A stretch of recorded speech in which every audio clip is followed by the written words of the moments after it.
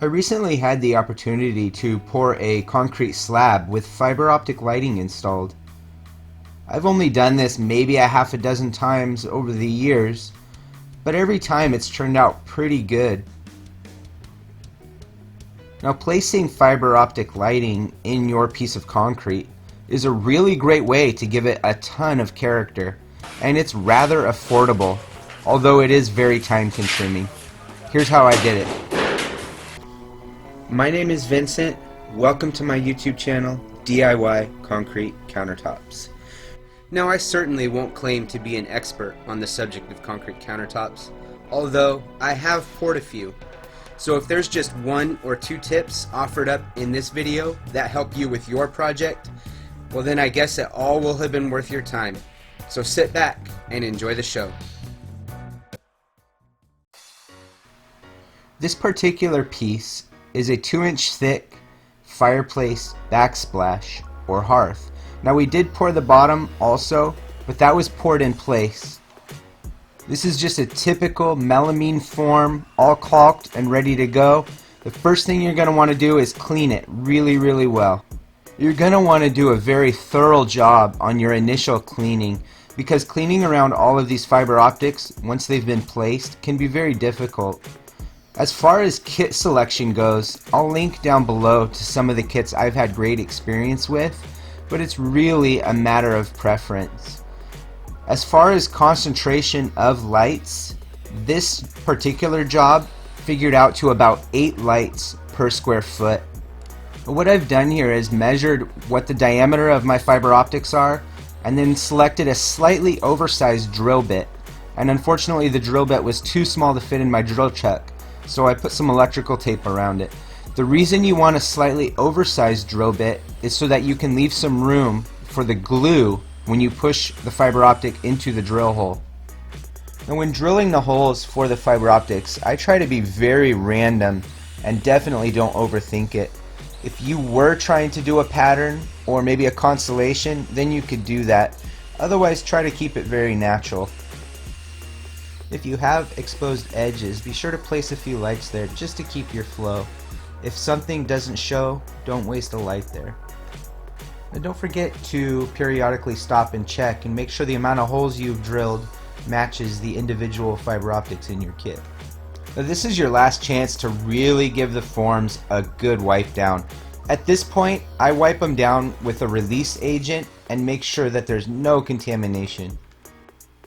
For the next stage, you're going to want a good comfortable chair, a hot glue gun, and a sharp scissors or a utility knife. What I've found to work best at this next stage is to take the big bundle of fiber optics that comes in the kit, stretch it out, and separate just 3 or 4 fiber optics at a time and place those. This helps to keep everything nice and neat. Otherwise, what happens is you end up with a huge knotted mess, and that can get very frustrating very quickly. Now, as far as routing these to a spot where they can pop out of the slab, if you're pouring on top of some cabinets, you'll want to find an opening near the back of the cabinet where all these optics can exit the slab and be mounted to the transformer or the light unit. Now, one thing to keep in mind is that this hot glue can get hot enough that it will actually singe these fiber optics and it will curl them. And it will make them really hard to place in the form. And you do not want to risk having these break off when you're pouring. So when you do get one that curls, just go ahead and nip it back with a good sharp scissors or a razor blade. And then you can re-glue just very quickly. Very quickly, you want to get the glue on there. Get in and get out. And once you have a sufficient amount of glue on there, you're just going to place it in the small drill hole. Any excess glue will get wiped off as you push the fiber optic into the hole. You'll let that set up for a few seconds, and then you can easily just pull the excess glue off with your fingernail. All the holes that I've drilled for these fiber optics are right about 1/4 of an inch deep. You don't really want to go any deeper, and there's no reason to go any more shallow. You want to make sure that once placed, that glue has enough surface area to really grab that form. Once I have a few fiber optics placed in an area of the form, I like to start bundling them together and taping them with a high quality Gorilla Tape. You don't want to use a cheap tape at this stage, because if it fails, it could end up on the face of your form, and that would be catastrophic. As you bundle and tape these fiber optics and continue to add to them, you can train them to go back to where you ultimately want everything to exit the slab. As you continue to bundle these optics, and the closer you get to that location where they'll exit, the more care you'll want to take in not damaging them or nicking them. Every time you do damage or nick or kink a fiber optic, the less light it's able to emit. So be very careful. A broken or damaged fiber optic ultimately is wasted time and effort. Be patient, but work with intent. As I mentioned earlier, the kits are rather affordable, but the process can be very time consuming. If the optics start to get a little tangled or a little knotted up at this stage, just take a breath and untangle them. Again, a damaged optic will emit reduced light.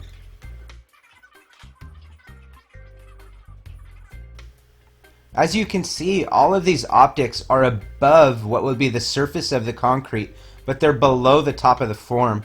They will be in the center of the slab. This part is very important. A fiber optic that is laying on the surface of the slab generally will not emit light. They emit light only out of the very end of the fiber optic. Here we are at the point where all the fiber optics will exit the slab, and I really like to take care in protecting them where they do exit.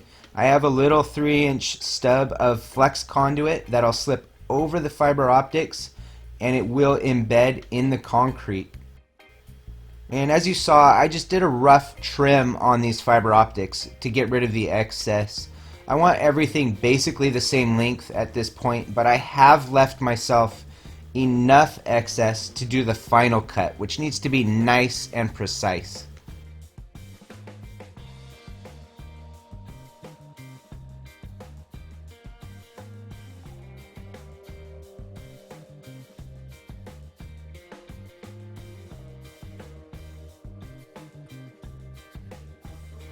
Now, the best luck that I've had getting these fiber optics back into the supplied connector is to just put a rubber band around them, slip them into the connector, and then cut the rubber band off.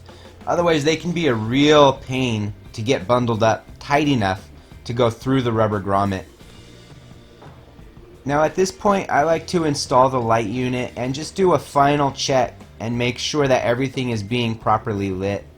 This is basically the last chance we have to do any type of repair.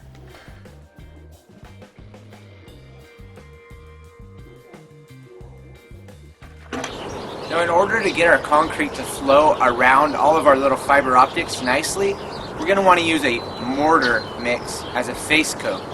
So I'm going to be using the Rapid Set mortar mix. I'm going to pre-dissolve some color because this is a charcoal colored job. Pre-dissolve some color in here, as well as some of the flow admixture to really help that stuff flow out nicely. Now, we have to deal with the 20-minute set time on this. We're going to be able to extend that out a little bit, maybe beyond 20 minutes, but we're really going to have to work fast. So I'm going to stage all of my stuff, pre-dissolve all of my color and my flow mix, and then we can start mixing. And we're going to set this product as quick as we can. Now, they specify between 3 and 5 quarts. We're going to go with 4 quarts, and we're going to add in our admix. It's going to help it really flow out. This off-the-shelf bagged mix from Rapid Set claims to ultimately achieve 6,500 psi. That's very respectable. It might be a region-specific product, and ultimately you're at the mercy of whatever products you do have available to you wherever you are. And 6,500 psi is very high. I've had good luck using products that claim only 5,000 psi. You have to really be careful with these admixes because they're not always compatible through all different brands. For more information on coming up with your own off-the-shelf mixes with products you might have available locally, be sure to check out some of my other concrete countertop videos. Rapid set concrete has a very short set time, so I did add a little bit of sand and a little bit of Portland just to cut down on that set time a little bit. I used a 2-to-1 ratio sand to cement, as well as a little bit of latex or masonry glue, as it's more commonly known. Two important things to keep in mind at this stage. You'll want a mix that's going to flow around these fiber optics nicely, but you also have to keep in mind that the more water you add to your mix, the weaker it will be ultimately. When placing this mortar mix in the forms, take care not to just dump it directly onto your fiber optics. That could damage or break them. Kind of try to place it strategically around those veins or arteries of optics. Once I had a fair bit of mortar in the forms, I used my pencil vibrator to vibrate it down and around those fiber optics and really consolidate it. If you don't have a pencil vibrator, a palm sander or even a Sawzall is a great tool to use. Whatever means you have to really get that concrete consolidated. Get rid of the air bubbles, get it to flow down and around those fiber optics. Now this is also a great stage to go around and pull out any clumps of stuff that didn't mix very nicely. You may also want to take this opportunity to pull any fiber optics that were pushed down to the face of the form up. Take care, you don't want to dislodge any, but you don't want that main artery sitting on the face of the form. With the second batch of mortar mix, we can fill any voids that were left by the clumps or by the fiber optics that were pinned to the face of the form. We'll also want to keep enough in reserve to pack along the edges, as this face coat is a little different of a formula than the backer mix. You don't want to vibrate to the point where you could damage fiber optics, but the more voids you can fill now, the less work later. It can be fairly challenging filling around a fiber optic without covering it. Okay, now we've got our backer mix here, and it's a highly fibrous mix. It's rapid set and it's highly fibrous. We need to work somewhat hastily because fibers in this application, laying vertically, will be doing absolutely nothing for our structural integrity. We want all fibers laying horizontally. That's where we're going to get our most benefit. So I'm going to be laying very thin layers in order to ensure that it is horizontal, as well as working somewhat quickly because this is the rapid set mix. The high number of fibers in this mix also aid in keeping the fiber optics pushed down and in the center of this slab. And as I'm working around and placing this backer mix, I'm also grabbing small handfuls of the face coat and placing them along the edges. These two mixes are completely different formulas and very different textures. And if you have this backer mix up against the edge of the form, you run the risk of being able to tell that it's not the same. Now I'm trying to work quickly and methodically without damaging anything, but also placing this in a timely manner.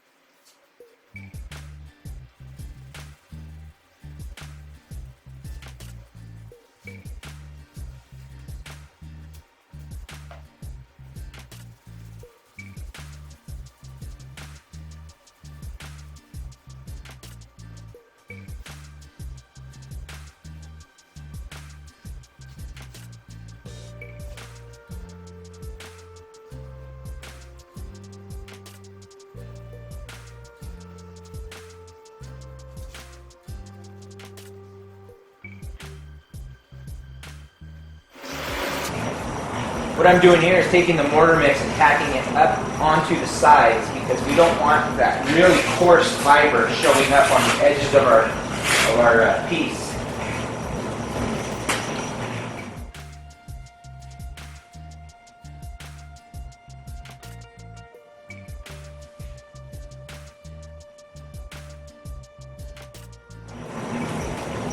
Gently work around those optics. You don't want to knock them off and lose them.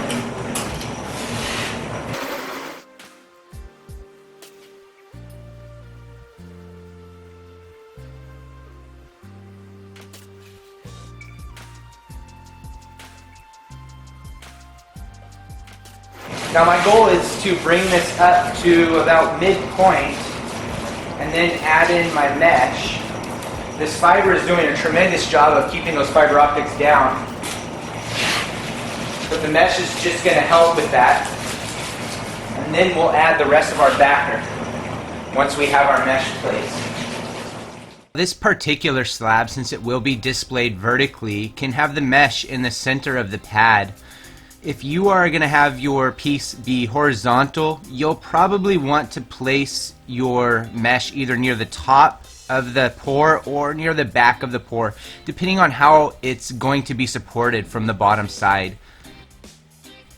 There's a plethora of information out there. You'll just need to do your research to find out what is going to be best for your application. Remember to keep those layers thin. Fiber that's running vertically is ineffective in providing any strength for us. Again, there's a lot of good information and a lot of good theory out there as to how to get the most benefit from your reinforcement, whether it be wire or fiber. You just have to do a little bit of research. We're slowly bringing the level of the concrete up in thin, consistent, what would be called lifts or layers of concrete. And it's important to be sure that these layers don't have excess time between them because that comes with a whole nother set of problems. So it's important to work in a timely manner. I should have had this bundle of fiber optics covered with something at this point to protect them. I didn't, and it's important to remember that any damage to the fiber optics at this point can be detrimental. I'm just trying to get the mesh centered in the slab and figure out what square the fiber optics will be coming through.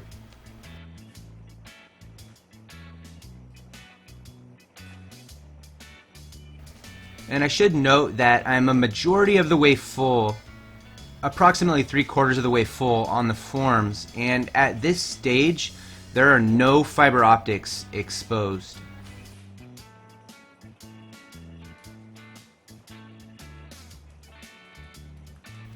Once the mesh is placed, we can kind of work it down into the previous layer and then begin covering it with more backer mix. More thin layers of backer mix. And that's actually the reason why I'm no longer vibrating this. We are bringing this up in such thin layers that it would almost be counterproductive to vibrate it at this point.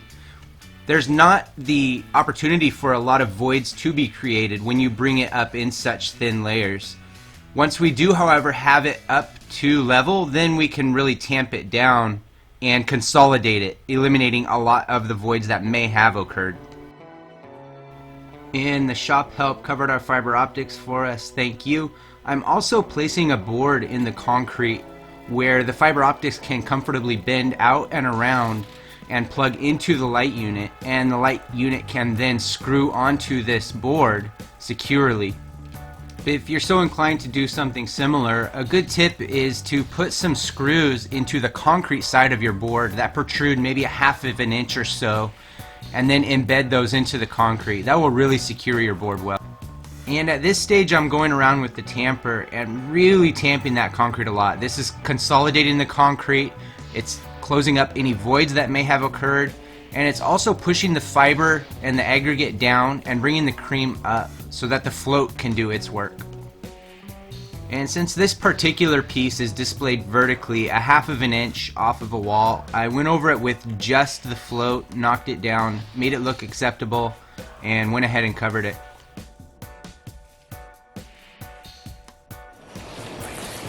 Covering this and trapping the bleed water underneath here is going to kind of create a humid environment, and that's going to allow our concrete to fully hydrate, taking advantage of that bleed water and maximizing our potential for strength.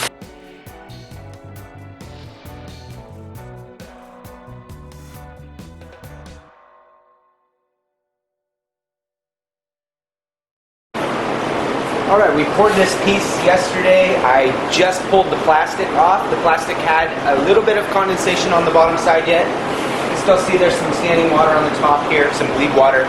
I'm very pleased with how firm this is already, how well it's set up. While it's still green, as it were, I would like to come across with my grinding wheel and just knock some of these edges down. We could have done that with the float, but I had a pretty busy schedule yesterday, so I didn't spend the time babysitting this, monitoring it. I just knocked it down and covered it, and some of these edges stood up a little bit, and they're a little unsightly, so we're just going to come across and knock them down.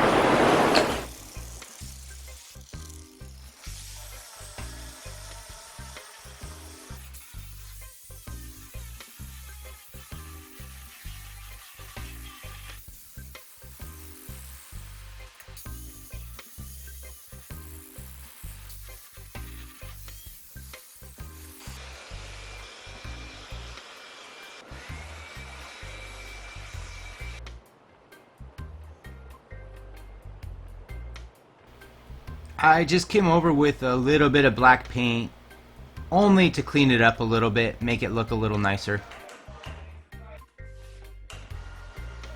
And here we are at everybody's favorite part of their countertop pour, the big reveal.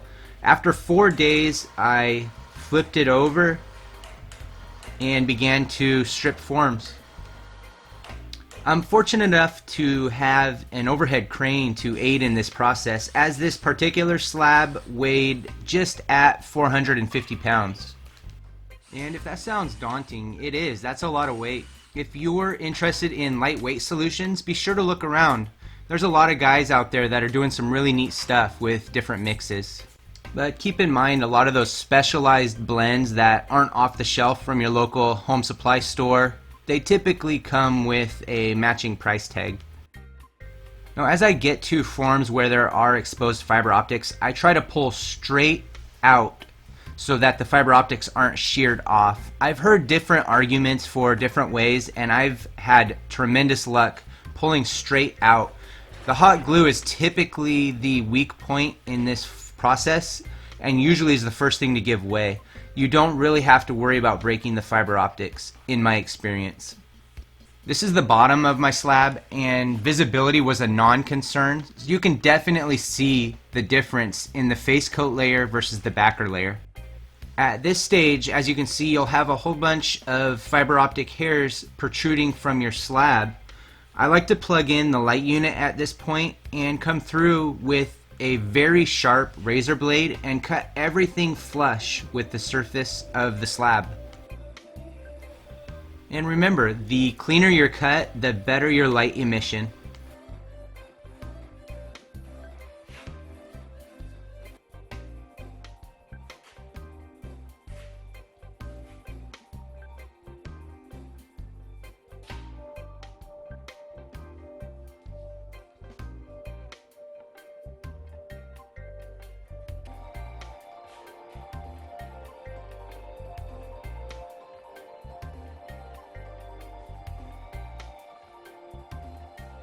At this stage, I let it air out for a couple more days, and then I came back with a sealer.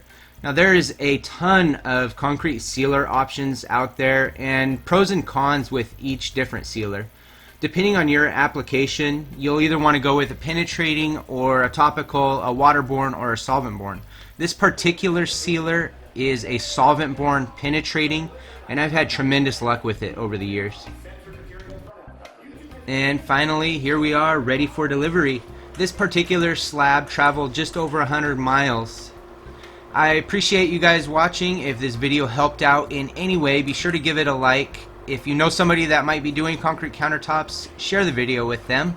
If you have any questions, put it down in the comments and I'll do my best to answer.